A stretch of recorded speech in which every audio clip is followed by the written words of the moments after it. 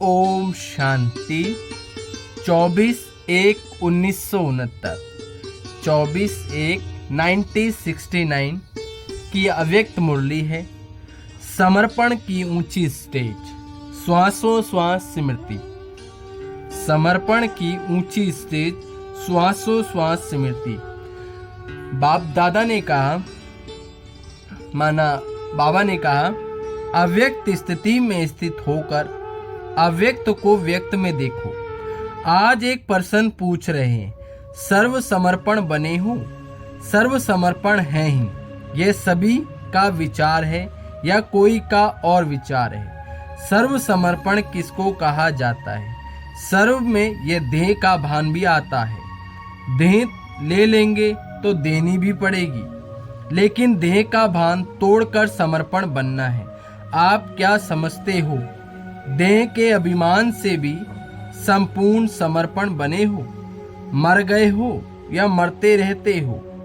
देह के संबंध और मन के संकल्पों से भी तुम देही हो, और देह का अभिमान बिल्कुल टूट जाए तब कहा जाए सर्व समर्पणमय जीवन। जो सर्व त्यागी सर्व समर्पण जीवन वाला होगा, उनकी ही संपूर्ण अवस्था गाई जाएगी, और जब संपूर्ण बन जाएंगे तो साथ जाएंगे। आपने शुरू में संकल्प किया था ना कि बाबा जाएंगे तो हम भी साथ जाएंगे। फिर ऐसा क्यों नहीं किया? यह भी एक स्नेह है और संग तोड़, एक संग जोड़ने की ये चैन है, जो अंत समय की निशानी है। जब कहा था तो क्यों नहीं शरीर छोड़ा? छोड़ सकते हो, अभी छूट नहीं सकता, क्योंकि जब तक हिसाब किताब है अपने शरीर से, तब तक छूट नहीं सकता। योग से या भोग से हिसाब किताब चुकतू कर जरूर करना पड़ता है। कोई भी कड़ा हिसाब किताब रहा हुआ है तो शरीर रहेगा, छूट नहीं सकता। वैसे तो समर्पण हो ही, लेकिन जब समर्पण की स्टेज ऊंची हो गई, समर्पण उसको कहा जाता है जो श्वासों श्वास स्मृति में रहे। एक भी श्वास विस्मृति का ना हो, हर श्वास से स्मृति। और ऐसे जो होंगे उनकी निशानी क्या है? उनके चेहरे पर क्या नजर आएगा? क्या उनके मुख पर होगा मालूम है? हर्षित मुख, हर्षित मुक्ता के सिवाय और कुछ नहीं। जो जितना सहनशील होगा उनमें उतनी शक्ति बढ़ेगी।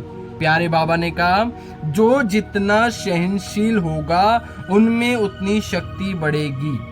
जो श्वासों श्वास स्मृति में रहता है, उसका जो श्वासों श्वास स्मृति में रहता है होगा, जो श्वासों श्वास स्मृति में रहता होगा, उसमें सहनशीलता का गुण जरूर होगा। रिपीट के लिए सॉरी चाहते हैं। और सहनशील होने के कारण एक तो वह हर्षित मुख होगा, दूसरा शक्ति दिखाई देगी और उसके चेहरे पर निर्बलता नहीं। ये जो कभी कभी मुख से निकलता है कि कैसे करें, क्या होगा, ये शब्द निर्बलता के हैं जो नहीं निकलने चाहिए।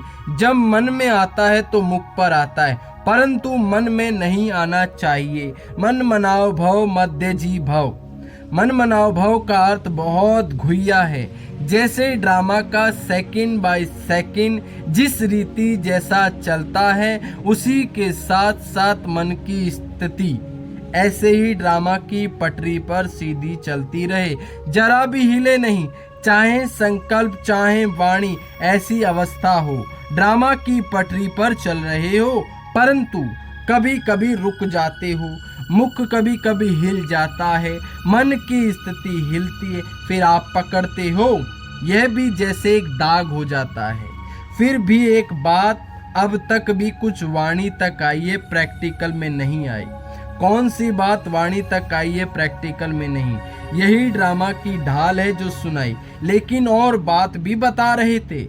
वह ये है, जैसे अब समय नजदीक है, वैसे समय के अनुसार जो अंतर्मुखता की अवस्था वाणी से परे अंतर्मुख होकर कर्मणा में अव्यक्त स्थिति धारण करने की आवश्यकता दिखाई देनी चाहिए, वे कुछ कम है।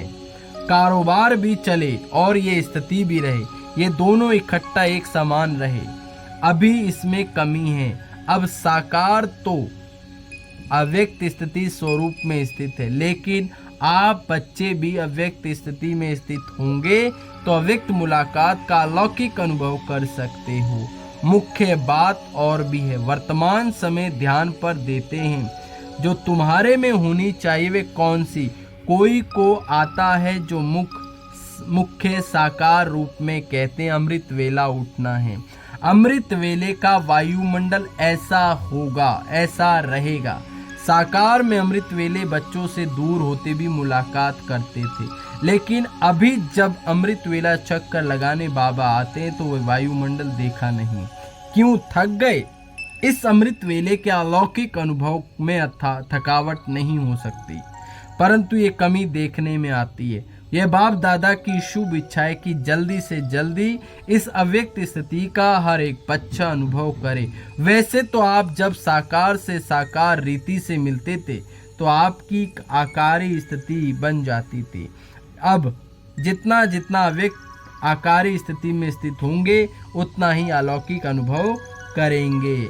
अच्छा, हम बच्चों की प्यारे मीठे इतनी ऊंची शिक्षा देने वाले प्यार के सागर सर्वशक्तिवान मीठे बाप दादा को याद प्यार और नमस्ते। सदा रहो हंसते, बन जाओ फरिश्ते, चलो परम धाम के रास्ते। मेरा बाबा, प्यारा बाबा, मीठा बाबा, शुक्रिया बाबा।